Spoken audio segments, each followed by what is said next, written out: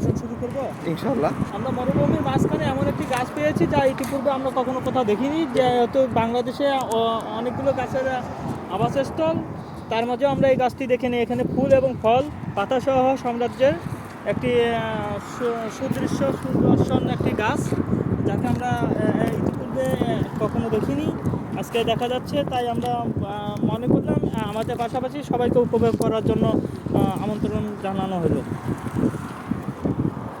আচ্ছা, আসলে ভাই আপনারা দেখলে বলবেন, কমেন্টে জানাবেন এগুলো আসলে কি ফল। আচ্ছা, আপেলের মতো সবজি। আপনারা আপনাদের যদি কারো এই সম্বন্ধে অভিজ্ঞ থাকে, হ্যাঁ।